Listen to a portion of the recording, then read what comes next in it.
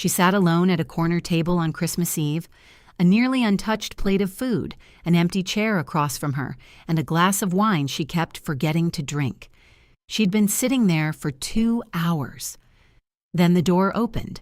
A single dad stepped in from the cold, carrying his little girl in his arms, still asleep in her Christmas dress, $47 in his wallet, nowhere else to go. He had no idea who she was. She had no idea that this man, this exhausted stranger, was the answer to a 53-year search, because the woman at that corner table had been looking for someone who changed her life with one small act of kindness so long ago they had probably forgotten it completely. The question is, had they? And what happens when the most important debt of your life walks through a restaurant door on the one night you almost didn't show up? Before we begin, drop a comment and tell me, are you watching this on Christmas Eve, or did this story find you on a regular night that needed something like this? Either way, I'm glad you're here. The restaurant was nearly empty by 9:47. Marchetti's didn't close on Christmas Eve. It never had. But the last of the dinner crowd had thinned to a handful of tables, and the staff moved quietly between them the way people do when they're trying not to disturb something. The candles had burned low. The kitchen had slowed, and in the corner booth by the window, Eleanor Ashworth sat alone. She had been there since 8 o'clock. Her coat was still on, navy wool, pearl buttons, not because she was cold, but because taking it off would have meant settling in, and settling in would have meant admitting she intended to stay this long. The glass of Barolo in front of her was untouched. The linguine had gone cold an hour ago, the fork resting across it at exactly the angle she'd set it down when she stopped pretending to eat. She was not reading. She was not on her phone. She was simply sitting with the particular stillness of someone who has spent decades in rooms that required it. Boardrooms, hospital corridors, graveside. Antoine, the maître d', checked on her twice. He brought fresh bread she didn't touch and refilled the water glass she hadn't emptied. He knew better than to say anything about the second chair. It had been empty for 5 years now. That chair. Same table, same wine, same night. And in 5 years, Eleanor Ashworth had never once explained it, and Antoine had never once asked. He simply kept the table. That was the agreement, unspoken and complete. The restaurant knew her name. They knew she'd founded a firm with $4 billion in it. They knew she'd given away enough of it to put her name on a hospital wing and a university scholarship fund. What they didn't know, what almost no one knew, was that she came here every December 24th because Bernard had brought her here on their first Christmas together in 1973, and she had not found a better way to spend the evening since he died. The habit had outlasted the man. Some habits do. Outside, snow was falling softly on downtown Hartford. Inside, the last busboy wiped down a table near the door. A couple at the bar finished their drinks and pulled on their coats. The room got quieter. Eleanor watched the candle on her table and did not name what she was feeling because she had long since stopped expecting language to be adequate to it. At 10:03, the front door opened. A man stepped inside carrying a little girl in his arms. She was asleep against his shoulder, cheek pressed into his collar, one white ribbon coming loose from her braid. She wore a red Christmas dress. He wore a blazer that didn't quite fit across his broad shoulders, and the expression of a man who has just done something he isn't sure was a good idea. He stopped just inside the door, taking in the white tablecloths, the candles, the quiet. He looked at Antoine the way a person looks when they've already half decided to leave. He spoke quietly, so as not to wake the child. Antoine leaned in to hear him. The conversation lasted less than a minute. Eleanor could not make out the words, only the tone of it, which was careful and embarrassed and entirely without complaint. She watched Antoine's face. She watched him hesitate. She had made a career of reading rooms. She had spent 50 years learning to see what people were actually asking for versus what they said they needed. And what she saw in that moment was a man who had driven through a city on Christmas Eve, looking for somewhere warm to take his daughter, who had found a white tablecloth restaurant and walked in anyway because there was nowhere else. She set down her water glass. "Put them at the table next to mine," she said across the room, quietly but clearly. "And bring the child a bread basket." Antoine looked at her. He nodded once. It was the most she had said all evening. Marcus settled Lily into the booth with the particular care of a man who has done this 1,000 times, easing her down without jostling, tucking his own coat around her so she wouldn't feel the cold, smoothing her braid back from her face with one hand. He was practiced at this, practiced at managing the whole world around one sleeping 6-year-old. When he finally straightened up and exhaled, he glanced across to the corner booth. The woman was watching him, not rudely. She wasn't staring. She was simply not looking away, the way someone looks when they're deciding something. She was older, silver-haired, her posture so upright it seemed less like effort than architecture. Her eyes were pale and very still. Marcus smiled, not the smile of someone performing gratitude, just the tired, genuine thing, a smile that didn't ask for anything. "Thank you," he said, keeping his voice low. "I'm Marcus. She's Lily. We don't usually crash fancy restaurants." The woman studied his face. Something moved across her expression. It was small, and he almost missed it. A flicker of something too careful to be surprise, like a woman who has just confirmed a number she had already suspected. "You have your mother's eyes," she said. Marcus blinked. "I'm sorry?" She turned back to her wine. Her hands, he noticed, were trembling slightly against the glass. He sat with that for a moment. He thought about asking again. He looked at Lily, still asleep, her small fist curled near her chin, and decided that this particular mystery could wait. The bread basket arrived. Marcus tore a piece and ate it without tasting it, watching the snowfall through the window. The restaurant settled into quiet around them. Then Lily woke up. She surfaced the way she always did, not gradually, but all at once, blinking into the room with complete alertness. She looked at the candle. She looked at the white tablecloth. She looked at the basket of bread. And something in her face shifted into the particular expression she got on Christmas morning, the one that meant she had decided that this, exactly this, was the best possible version of things. "Daddy," she whispered. "Are we in a fancy restaurant?" "We are." She absorbed this. Then she turned, without hesitation, to the woman in the corner booth. "Are you alone?" Lily asked. "Because your family is far away, or because they forgot?" Marcus felt the heat crawl up the back of his neck. "Lily!" But the woman made a sound. It was soft and sudden, and it took Marcus a moment to recognize it as a laugh, a real one, startled out of her, the kind that arrives before the face decides whether to allow it. "A little of both, I think," the woman said. And just like that, without a name exchanged, without any of the adult machinery of introduction and permission, Lily nodded as though this made perfect sense and climbed out of the booth to go introduce herself properly. Eleanor Ashworth, for the first time in months, did not feel like a woman sitting at a memorial. She felt like a woman sitting at a table. Eleanor ordered dinner before Marcus could protest.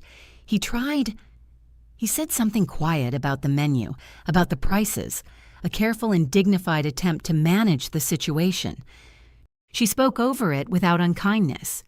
"Linguine for the table," she told Antoine, "and something simple for the child.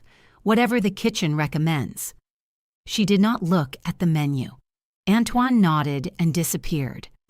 Marcus sat across from her in the corner booth, Lily between them, and said nothing further. He was not a man who wasted words pushing back on something that had already been decided. They ate slowly. The kitchen produced a pasta for Lily that arrived with a small arrangement of bread cut into shapes, stars, which she immediately named and ate in a specific order she invented and explained to no one in particular. Eleanor watched this with an expression that was not quite warmth, but was its close neighbor. Marcus talked about Hartford General. He described the cafeteria kitchen the way a person describes a place they've made their own. The rhythms of it, the noise, what it sounded like at 6 in the morning versus noon. He talked with his hands when he talked about cooking. He talked about the dietary supervisors he'd trained under, the work of feeding 300 people before 8 a.m. in a way that didn't taste like an obligation. Eleanor asked questions. Not polite questions, specific ones. She asked what neighborhood he'd grown up in. He said Keeney Park. She asked if his mother was still there. He said she'd moved around, was over on the north side now, had been in the same area most of his life. He talked about Gloria the way people talk about the ground they were built on, matter-of-factly, the way you describe load-bearing things. She worked 2 jobs most of my childhood, he said. Never missed a school concert, never complained once. I didn't realize how hard it was until I was old enough to do the math. Eleanor held her wine glass and did not drink from it. She was very still. Lily drew on a paper napkin, something with many legs that she identified as either a crab or a reindeer, depending. She pushed it across the table to Eleanor as a gift.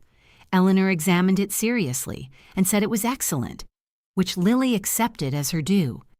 The evening unwound like that, unhurried. The candles burned low.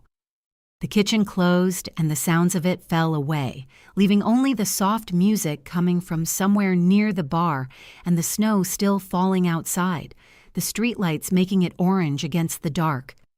When the check came, Eleanor placed her card on the tray before Marcus saw it. He started to object.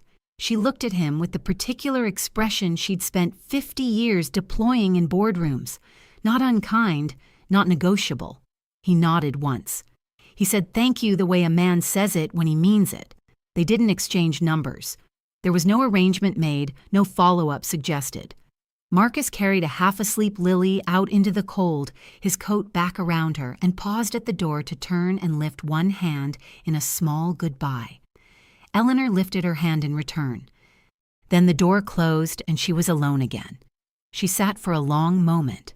The second chair across from her was still empty, but something had shifted in the weight of the room. Something so small she couldn't have put it into words, which was unusual because Eleanor Ashworth almost always had words. She signaled for Antoine. She asked him for the check for her own meal. Then she drove home through the snow to her house in Farmington, and when she arrived, she went directly to her study, opened the bottom drawer of her desk, and removed a manila folder she hadn't touched in over a year. It was worn at the edges. The rubber band holding it had gone brittle. Inside were investigator reports, address histories, a photograph cut from a newspaper, and a small envelope separate from the rest. She opened it with the same careful hands she'd had for 80 years and removed a note card. The handwriting on it belonged to a 14-year-old girl. People always are, it read, if someone helps them. G.W. Eleanor sat at her desk for a very long time. Then she reached for the phone. The house in Farmington was too quiet at midnight. It had always been quiet. 11 rooms, 3 acres, the kind of stillness that costs money. But since Bernard died, it had become a different kind of quiet, the kind that had texture, the kind Eleanor felt against her skin when she moved through it alone. She sat at her desk in the study with the manila folder open in front of her and did not turn on the overhead light. The desk lamp was enough. It had always been enough for this. She spread the contents carefully, the way she'd done a dozen times over 53 years. Investigator reports going back to 1989. Address histories. Waverly Street, then Barber, then a rental on the north side. A Hartford Courant clipping from 2009. The paper gone soft at the folds. A photograph of a woman in a community garden in Keeney Park. Gray locks pinned back, hands in the soil, laughing at something outside the frame. The caption read, Gloria Webb, longtime Keeney Park resident, tends the neighborhood plot she helped establish in 2004. Eleanor had looked at this photograph so many times she no longer needed to hold it. She could close her eyes and find every detail. She set it down and reached for the small envelope she kept separate from the rest. Inside was a note card, not investigator's paper, not her own stationery. A piece of notebook paper, carefully cut, the edges gone soft with age. The handwriting belonged to a girl of 14, looping and certain. People always are, if someone helps them. G.W. Eleanor had kept it for 53 years in the pocket of a coat she no longer owned, then a desk drawer, then this envelope. She had never had it framed. It was not the kind of thing you framed. It was the kind of thing you kept close, the way you keep a debt close, not as punishment, but as reminder. She thought about the man in the restaurant, the broad shoulders, the careful hands, the way he'd tucked the coat around his daughter without thinking, the gesture of someone for whom love was mostly physical action. She thought about his eyes. She picked up her phone. It was 12:40 a.m. Carmen answered on the second ring, which was not unusual. "I found Gloria's son," Eleanor said. A pause. Not surprise. Carmen had stopped being surprised by Eleanor years ago. Consideration.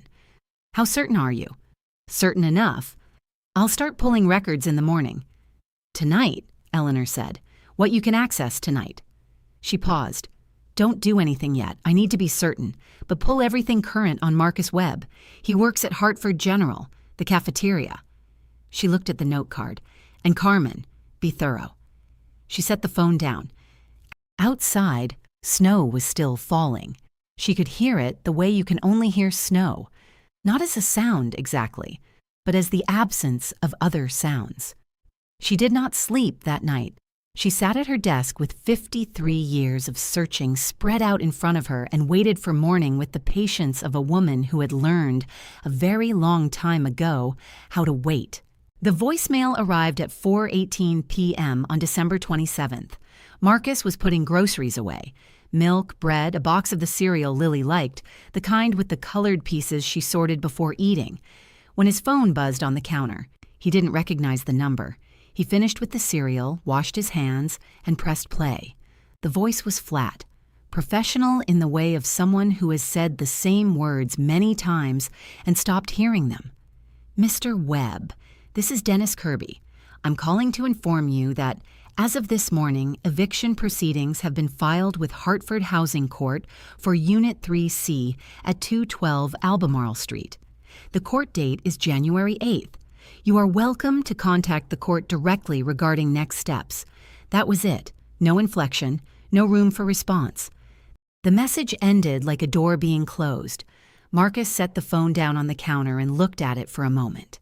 He pulled up his bank account. The number was what it had been for 2 weeks. Lower than it should have been, because Hartford General's HR software had failed to process his December direct deposit. He'd reported it. He had the email chain. Estimated resolution, 7 to 10 business days. That was December 19th. The math was simple and the math was bad. He called legal aid. He was on hold for 22 minutes. When a person answered, they were kind and careful and told him the earliest available appointment was January 14th. January 14th was 6 days after his court date. He said thank you and hung up. Lily was in her room. He could hear her singing to herself. Something she'd learned at school, slow and a little off-key, the kind of unself-conscious singing that only happens when a child doesn't know anyone can hear. He stood in the kitchen and listened to it. He did not go sit on the floor. He was not that kind of man. He put the phone in his pocket, finished putting away the groceries, and started on dinner. But his hands, moving through the familiar motions, pan on the burner, oil, garlic, were not quite steady. 3 weeks behind. Not because he'd spent it, not because he'd been irresponsible, because a computer at a hospital's HR department had made an error that was documented, reversible, and happening too slowly. And Dennis Kirby, who owned 34 properties and had a waiting list of tenants, had decided he didn't want to wait. Marcus stirred the garlic and watched it go golden and thought about January 8th. He thought about what he would say to Lily. He had been rehearsing versions of it for 2 weeks, in the car, in the shower, at 6 a.m. before she woke up. He hadn't found the right words yet. He didn't tell her that night. He served dinner, listened to her talk about a disagreement at school about whose crayon was whose, and laughed in all the right places. He didn't tell her, not yet. Carmen arrived at Eleanor's study at 9 a.m. on December 28th, with a leather portfolio and an expression that was not her usual expression. She set the portfolio on the desk. She did not sit. Carmen rarely sat in Eleanor's study, not from deference, but from the habit of a woman who found it easier to think on her feet. Marcus Webb, she said, 36, dietary supervisor, Hartford General Hospital cafeteria, employed 4 years, salary $38,400 annually. She opened the portfolio. His wife, Dana Webb Sousa, died 18 months ago. Ovarian cancer, stage 4. Diagnosed 11 months before her death. Total medical debt outstanding, $83,000 spread across 4 collection agencies. Eleanor said nothing. She was reading. He has 1 child, Lily, age 6, in his full custody.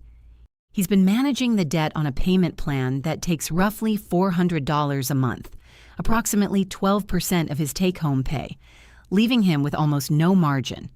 Carmen paused. His December paycheck hasn't been deposited. HR software error documented, correction pending. He's 3 weeks behind on rent. Eleanor turned a page. His landlord, Carmen said, is a man named Dennis Kirby, Kirby Properties, LLC, 34 rental units in Hartford's North End, 11 active eviction cases currently before Hartford Housing Court. She set a separate sheet on the desk. This is the eviction filing for Marcus's unit. Court date is January 8th. Eleanor looked up from the page. He filed 6 days before Christmas, she said, on a documented payroll error. Yes, pull every property in that portfolio. Eleanor set the papers down and folded her hands. I want to know if this is his standard practice or a specific decision. Based on the 11 active cases, Carmen said, I believe you already know the answer. Eleanor did. She looked at the photograph Carmen had included, the Hartford Courant clipping from 2009, Gloria in the garden, the same one Eleanor had kept for 15 years.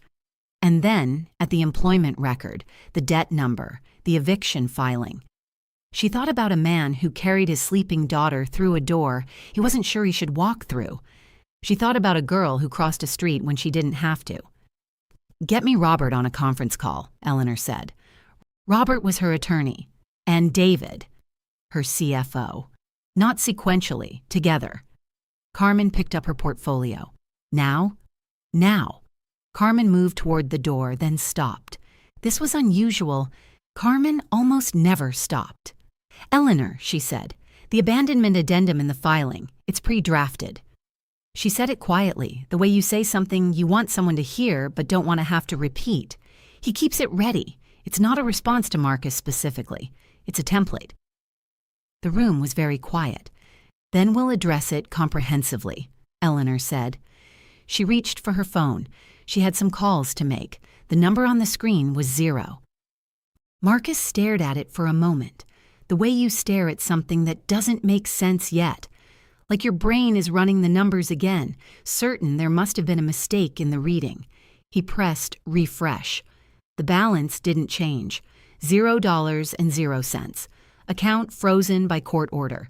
It was 7:14 p.m. on December 30th. Lily had asked for a glass of water 20 minutes ago, and he'd told her 1 minute, and then he'd opened the banking app to pay her school lunch account, and now he was standing in the kitchen holding a phone that had just rearranged the floor beneath him. He called the bank. He was on hold for 9 minutes. The representative who answered was apologetic and precise. A court order had been filed that afternoon citing apartment abandonment. Until the order was contested and lifted by the filing party or a judge, the account was frozen. There was nothing the bank could do. He called Kirby. It rang 4 times and went to voicemail. He stood there. The kitchen was small and clean, the way Marcus kept everything. Dishes stacked, counter wiped, Lily's drawings covering the refrigerator like wallpaper she'd curated herself. The Christmas one was front and center, 3 stick figures in front of a building, labeled in her careful 6-year-old handwriting. Daddy, me, Grandma. She'd drawn a star above the building, bright yellow, too big for the sky. He had 4 days before the freeze became permanent. He heard her padding down the hallway, small bare feet on the floor, and he put the phone in his pocket and turned to the sink and ran the water so his face would have a moment to settle. "Daddy, I forgot about my water." "I know, baby. I was just getting it." She came in and leaned against the cabinet beside him, watching him fill the glass with the patient, companionable energy she had when she decided to keep him company without being asked. She looked at the fridge. She looked at her drawing. "Daddy," she said. "Yeah. You don't have to tell me what's wrong." She said it simply, the way she said most true things. "I'll just sit here." His chest tightened so hard he had to breathe through it. "Okay," he said. "Okay, sweetheart." He handed her the glass. She drank it standing right there beside him, and he put his hand on the top of her head gently, the way he'd done since she was a baby. They stayed like that for a little while. The refrigerator hummed. Outside, someone's car passed on the street. When she went back to bed, he sat down on the kitchen floor. He leaned his back against the cabinets, and he dropped his head into his hands, and he let himself feel, for just a few minutes, how impossible this was. He did not know that 40 minutes away, Eleanor Ashworth's attorney was still at his desk. December 31st moved in two directions at once. Marcus was at Hartford Housing Court by 8 in the morning, wearing the blazer that didn't fit right across the shoulders. He'd left Lily with his neighbor Mrs. Okafor, who asked no questions and handed her a bowl of oatmeal without ceremony, the way good neighbors do. The courthouse hallway smelled like floor wax and old paper. He waited on a bench for 3 hours. When he finally reached the clerk's window, she looked at his paperwork, looked at her screen, and told him, with genuine regret, that a frozen account triggered by an abandonment filing could only be reversed by the filing party or by a judge.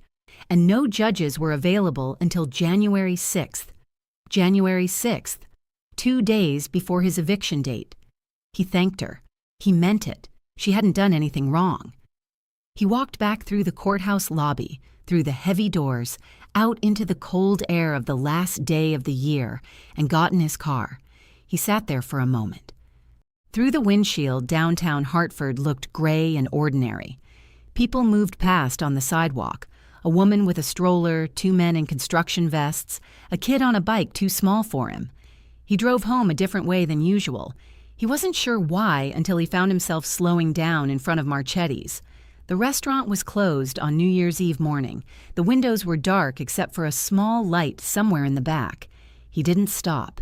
He didn't even park.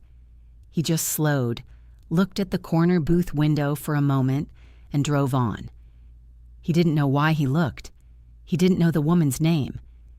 He had $47 in his wallet and no access to his bank account, and an eviction date 8 days away, and he had driven past a restaurant to look at a window because one person in it had once made him feel, for an evening, like he had room to breathe.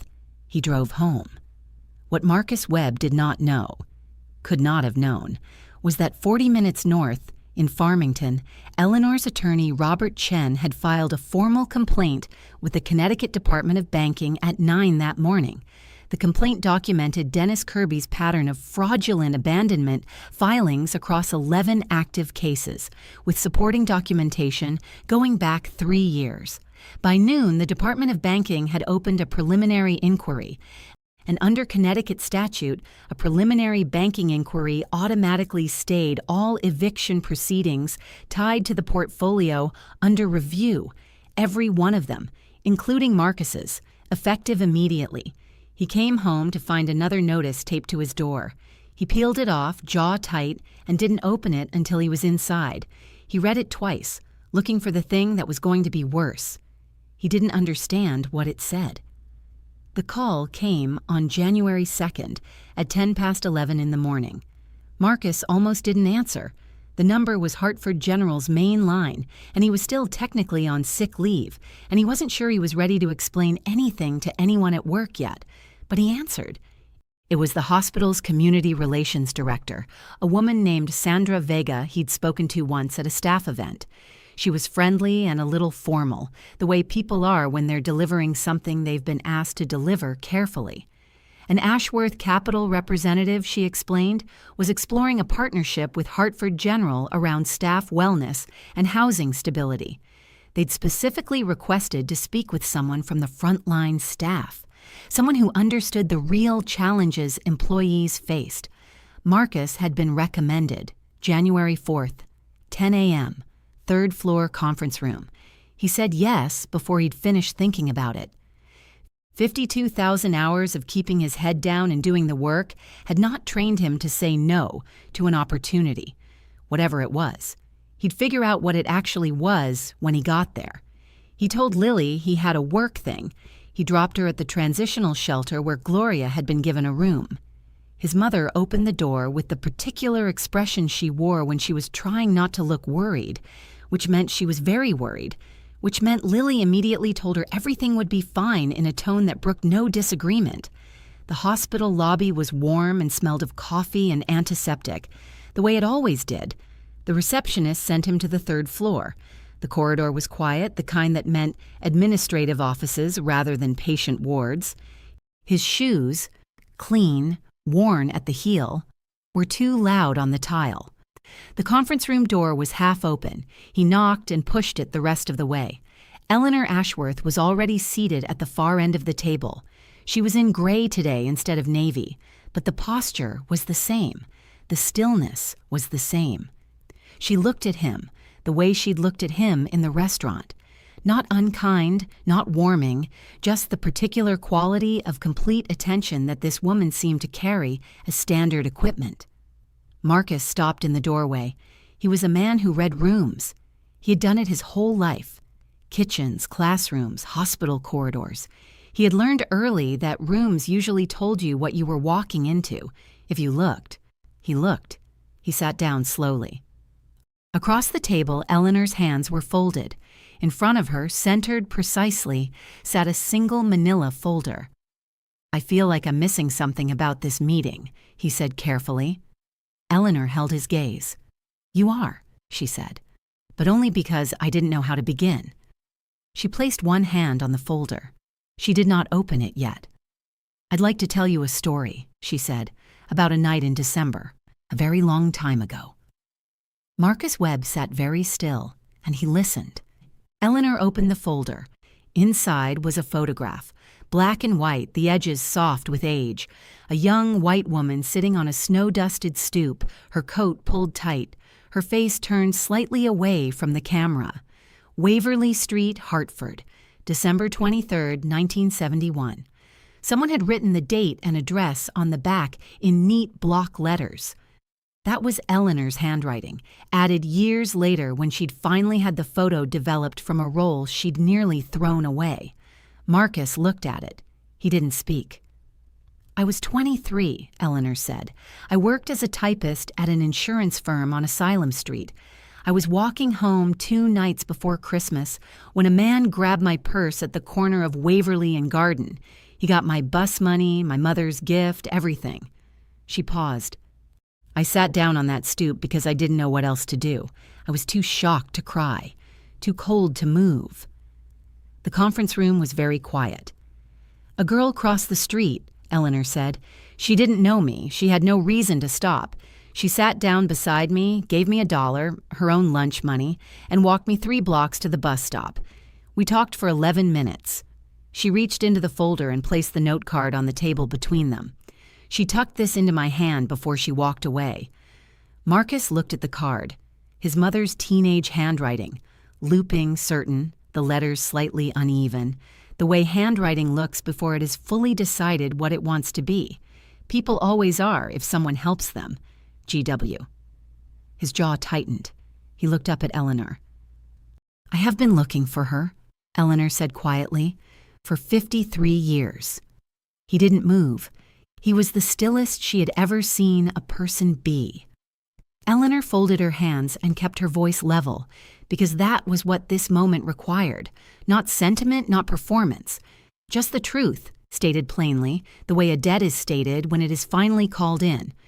Your mother gave a stranger $1 and 11 minutes of her time. She probably never thought about it again, but everything I built traces back to her. Every company I funded, every job created, every check I ever wrote, it all goes back to a 14-year-old girl who crossed a street when she didn't have to. I owe her a debt I can never fully repay, but I can start. She began to lay it out, one thing at a time. Kirby's eviction filing, withdrawn. The abandonment addendum, the basis for a regulatory complaint now under formal investigation by the Connecticut Department of Banking. His bank account, unfrozen as of January 2nd. Dana's medical debt, $83,000 purchased from 4 collection agencies and forgiven in full. The apartment on Albemarle Street, along with 2 adjacent units, purchased from Kirby's LLC by an Ashworth Capital subsidiary. His rent, frozen at its current rate for 10 years.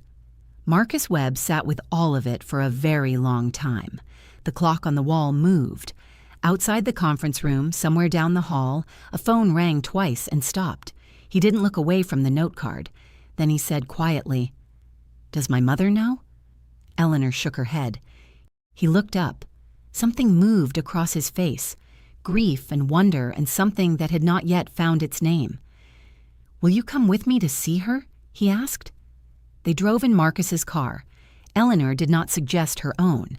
She simply followed him to the parking garage and got into the passenger seat of a 7-year-old Honda with a cracked cup holder and a small drawing of a sun taped to the dashboard, which she recognized as Lily's work immediately. The transitional shelter was a converted Victorian on the west side of the city. Maintained carefully, painted a soft gray, a wreath still on the front door from Christmas. Marcus had called ahead. He'd said only that he was bringing someone who wanted to meet her. He hadn't told Gloria who. He hadn't known how.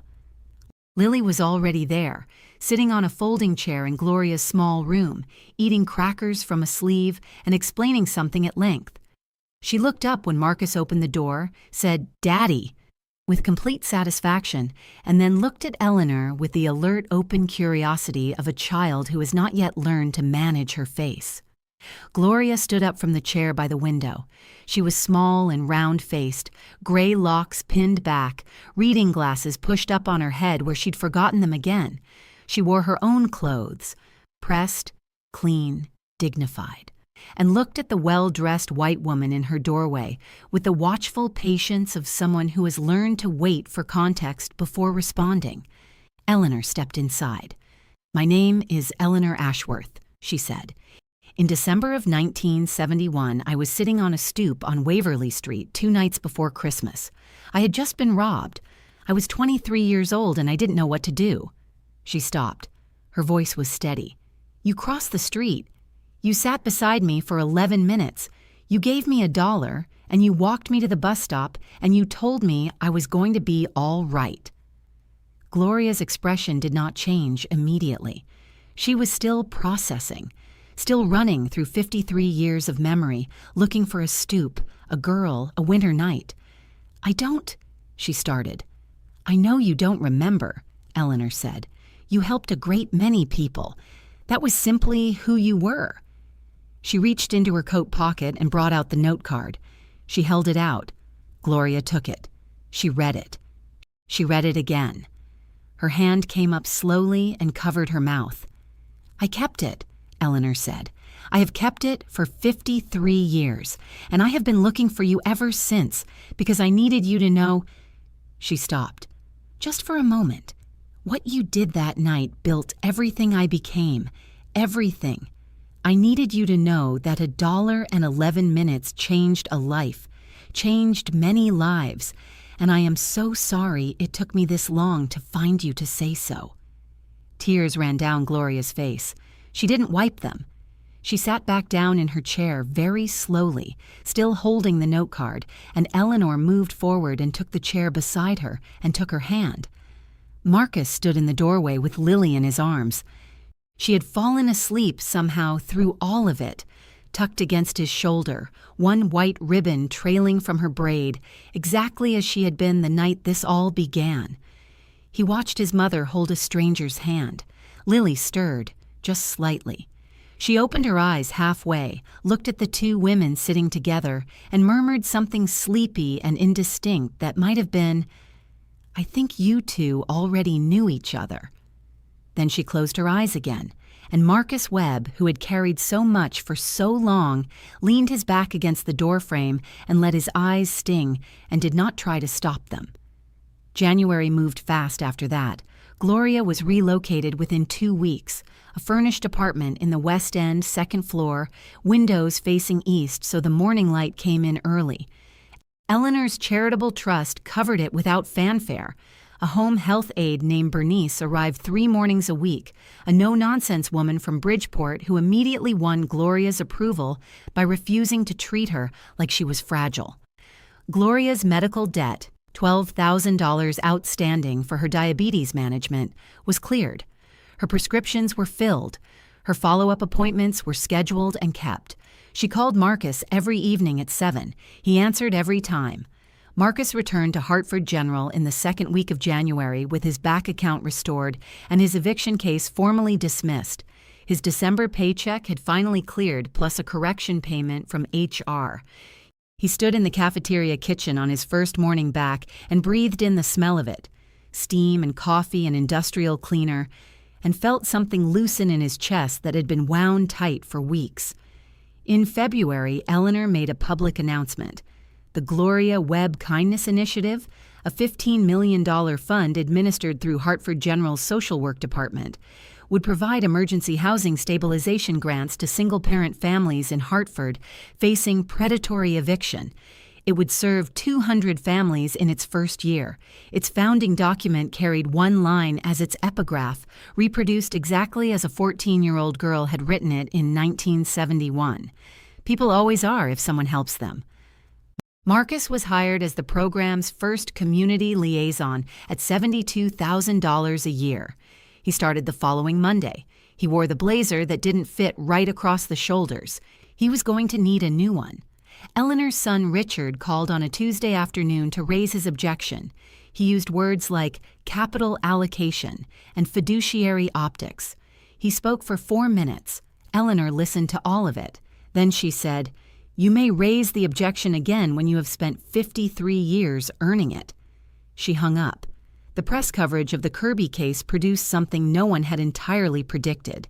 The Connecticut state legislature moved quickly. A bill advanced requiring a mandatory 90-day grace period for any documented payroll error before an eviction filing could proceed. It passed committee in March. Marcus testified. He wore a new blazer. It fit. And Dennis Kirby, who had filed fraudulent paperwork as a Tuesday afternoon habit, who had run 34 properties on the assumption that the people inside them had nowhere to turn, was discovering, one by one, the consequences of being wrong about that. He didn't know it yet, but he was about to find out. February 14th, 3:20 in the afternoon.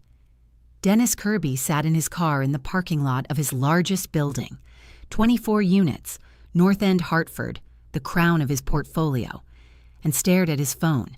His primary lender had just called. The voice on the other end had been pleasant, professional, and absolutely immovable. The $2.1 million credit line that Kirby used to service repairs, cover gaps between tenant turnovers, and fund the occasional acquisition, the line that was the financial spine of everything he'd built, had been suspended, pending the audit, pending the investigation, pending, it turned out, quite a lot of things. Mr. Kirby, until the audit concludes, we can't extend further exposure. I'm sure you understand. He had said nothing. He had just listened to the line go quiet. Across the parking lot, a family was carrying boxes out of the building's front entrance. A woman in her 30s, 2 kids, a man who must have been her brother helping with the furniture. They loaded a minivan in the gray February afternoon without hurrying. They had somewhere to go now. Their eviction stay had been made permanent, a dismissal, not a postponement. 11 families, all told, from across his portfolio. 11 cases closed. Kirby watched them and felt nothing he could name. That was his habit. You didn't name things, you filed them, you processed them, you moved on. His phone buzzed, a text from his property manager. The license renewal flagged. A second text, 30 seconds later, from his attorney. The Connecticut AG's office had expanded their inquiry. Consumer protection. He was looking at a $340,000 fine as a starting point, his attorney said, and possibly more, depending on how far the audit went into prior years. Prior years went back a long time. Kirby had built this machine piece by piece over 2 decades, starting with one inheritance and one building, and the discovery that other people's emergencies, properly documented and legally processed, could be converted into reliable income. He had never raised his voice. He had never broken a law he couldn't defend in writing. He had filed paperwork the way other men swung hammers, precisely, repeatedly, without sentiment. He believed the system protected people who knew how to use it. He'd been right about that. He had simply never considered that someone might use it better. He sat in the car with the engine off and understood for the first time the specific shape of what had happened. One man had walked into a restaurant on Christmas Eve. One woman had been watching from a corner booth. And the machine he had spent 20 years building was now dismantling itself, one regulatory filing at a time, with the same cold efficiency he had always admired in himself. He did not make any more calls that afternoon. He sat in the parking lot of his own building and watched the minivan drive away, and he knew, in the flat and certain way of someone who has spent a career reading numbers, that he was not going to recover from this. He was right about that, too. Christmas Eve came around again, the way it always does. Marchetti's was full that night. Every table taken, the kitchen warm and loud, the front windows fogged from the cold outside. Antoine had set Eleanor's corner booth at 5 o'clock, the way he always did. The same table, the same wine. But this year, he set 4 chairs. Eleanor arrived first, as she always did. Navy coat, pearl buttons, low chignon. She hung her coat and sat and looked at the 3 empty chairs around her and did not feel the way she had felt a year ago. A year ago, the empty chairs had been a weight. Tonight, they were simply chairs that hadn't been filled yet. She didn't have to wait long. Marcus came through the door at 7. Lily on his arm, she was 7 now, taller. Her red Christmas dress replaced this year with a green velvet one that she had selected herself and was clearly very proud of. Behind them came Gloria, moving carefully in the cold, wearing a red sweater so new it still had the slight stiffness of unworn fabric. She looked around the restaurant with the expression of someone deciding to enjoy themselves, which was, Marcus had learned, simply how his mother walked into any room. Lily spotted Eleanor immediately.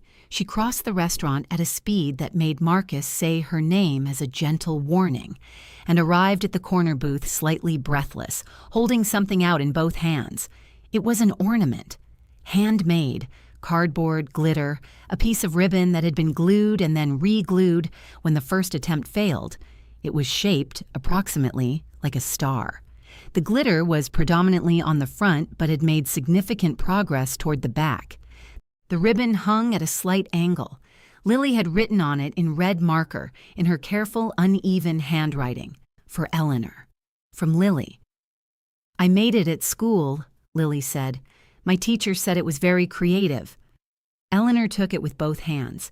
She examined it seriously, the way she'd examined the napkin drawing a year ago, with the full weight of her attention.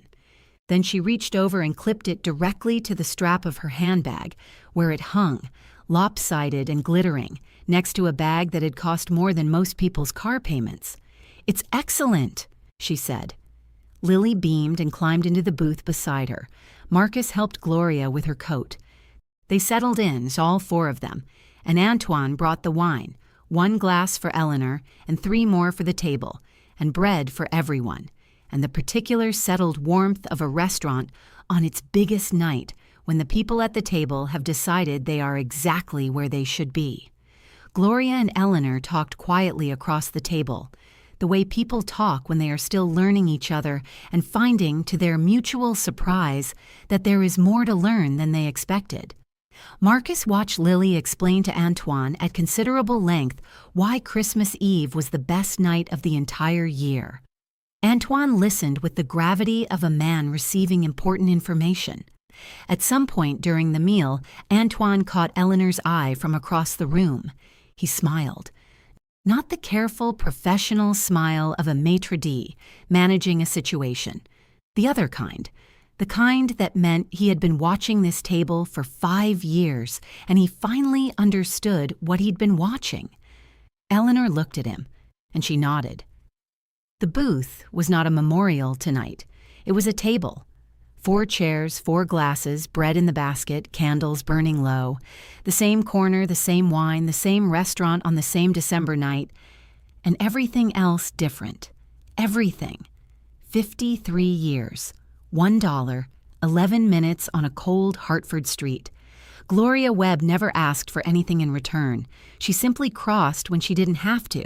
And that crossing, quiet, unhesitating, entirely forgotten by the woman who made it, became the seed of everything that followed.